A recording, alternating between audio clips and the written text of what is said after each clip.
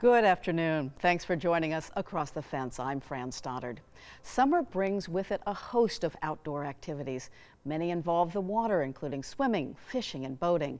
Those recreational activities also generate economic activity. Lake Champlain provides both. But with those activities come challenges. A new video series produced by UVM's Lake Champlain Sea Grant Institute in association with SUNY Plattsburgh is spotlighting some of the environmental challenges facing the lake, as well as some solutions. To learn more, I'm joined by UVM Extension Assistant Professor Gary DeZiel. Gary specializes in community development with Extension and Lake Champlain Sea Grant. He directed the video projects. Great to see you again, Gary. Thank you, Fran. Great to be here again. So first, give us an overview of this video series and the audience you want to reach. Yeah, we'd like to reach everyone, of course, but you know, we all have a stake in the lake, whether we live on the lake itself or the thousands, hundreds of thousands of us who live in the lake basin. That said, one goal of the Lake Champlain Sea Grant program is to promote workforce development, employee training, within the area of tourism associated with the lake and its basin. We wanted to create a series of short educational videos that would help people who worked in tourism associated with the lake understand the lake a little bit better and the issues around it. An example of this is seasonal employees at campgrounds or resorts, summer camps, these folks who interact with visitors daily. If employees knew a little bit more about invasive species or cyanobacteria blooms, for instance, they may be able to serve customers better, and they could very well be engaged at work, more engaged at work. Yeah, it makes their job more interesting. And so there are 10 videos, each with a unique focus. We chose one that focuses on stormwater today, why it's a problem, and what we can do as individuals to make a difference. So let's take a look.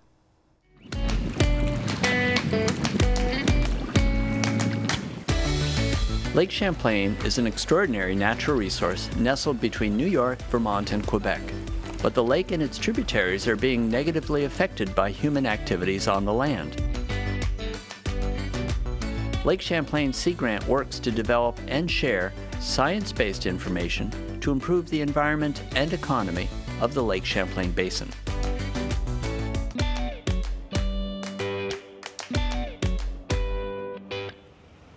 Rain falls on the land. It can do many good things, but it can also cause problems. Nature is very good at slowing down the rainfall flow, spreading it out, and soaking it into the ground. This reduces the heavy volumes of water that can cause erosion and scouring and also transport pollutants into our streams and lakes. Vegetation is very good at filtering out pollutants. Soils can act as a sponge to soak up some of the rain to reduce the volume of water that reaches our streams. But in our cities and neighborhoods, there are a lot of impervious surfaces that don't soak up rainfall. Water flows very quickly over these hard surfaces and picks up pollutants such as oil drippings and sediment and carries them quickly to our streams and rivers. Because less rainfall soaks into the soil, heavier flows can cause erosion and sedimentation in streams and lakes, which can damage their health. A great way to manage stormwater in our communities is to bring the wisdom of nature into our towns. These nature-based solutions are collectively called green infrastructure, so let's define that term. In terms of a definition, green can be thought of as nature-based solutions like what we find in the natural world, while infrastructure is the underlying support system in our communities for things like water supply or transportation. Therefore, green infrastructure brings these natural systems back into our built environment. A great way to manage stormwater is to incorporate green infrastructure, which uses three primary solutions. The first is the ability of healthy soil to act like a sponge to soak up rainwater and therefore reduce the volume of water that flows over the landscape and getting into streams and rivers. A second strategy is how vegetation acts as a filter to remove pollutants and debris and also spread that flow out to reduce the impact of that water flowing on the land. A third strategy is the ability of plants to drink up water and pump that moisture into the atmosphere in a process called evapotranspiration. Collectively, these nature-based solutions and strategies help reduce the amount of pollutants that flow from our land into our water bodies and reduce the volume of water that can cause scouring and erosion. Let's look at some examples of green infrastructure. One of the simplest ways is to keep the grass in your lawn taller. Taller grass has longer roots that help the soil act like a sponge. Even better, are there places in your yard that you can mow less frequently to let your grass grow taller, such as a pasture? Ditches and water pathways are great candidates for mowing less to encourage taller plants. You can even plant these spaces with wildflowers and other landscape plants for beauty and effect. And we are all familiar with the benefits of trees. In terms of stormwater, trees help break up the soil to encourage water to infiltrate and to take up large amounts of water. This reduces the amount of stormwater that reaches streams and other waterways.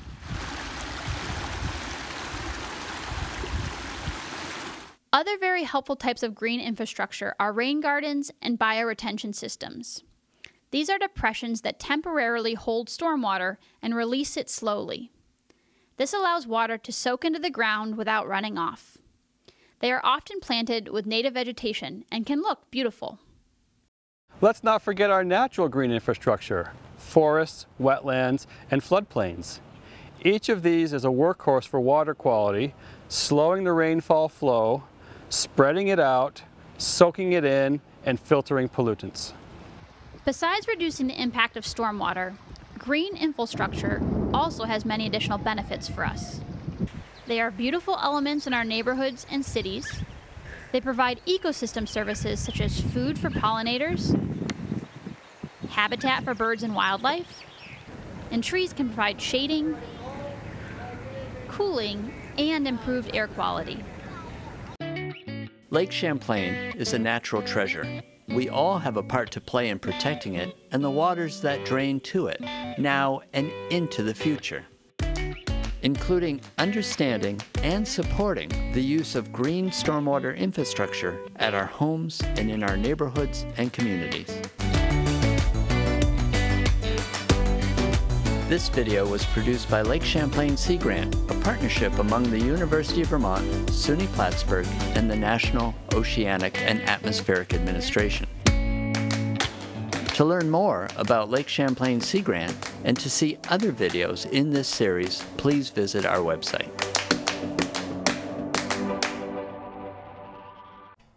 Once again, that's one in a series of new videos about Lake Champlain produced by the UVM Lake Champlain Sea Grant Institute.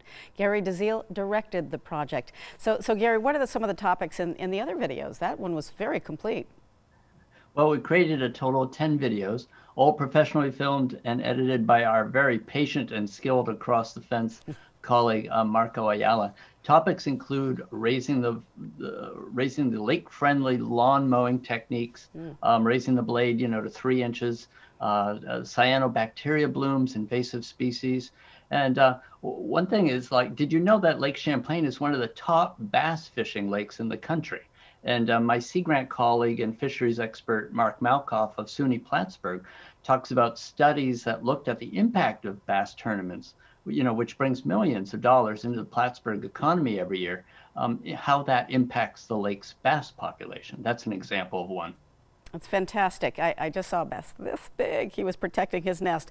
Anyway, won't tell where that is. The original intent of this video series was to educate seasonal workers in Vermont and New York and state parks, but you envision something much broader. Right. The ultimate goal of the video series is really to have it available to anyone interested in the lake and its basin.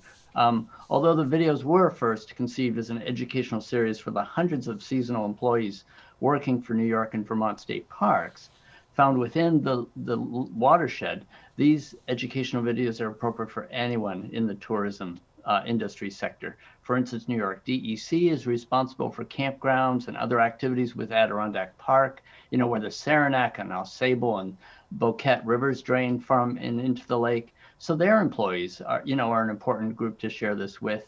And we have campgrounds and marinas, inns, outfitters, and others all have employees working with vacationers. It's a big industry in Vermont, New York, and Quebec.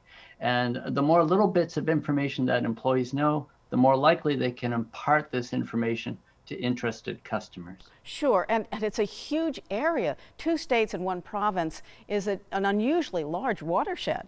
It is. Lake Champlain Basin is more than 8,200 square miles, and it's big. More importantly, the lake has a ratio of 19 square miles of land to every 1 square mile of water, which is huge compared to the Great Lakes, which typically have a 3-to-1 ratio. Huge difference. And we have about 600,000 people living in the basin. So that translates to a lot of human activity and impact onto the lake.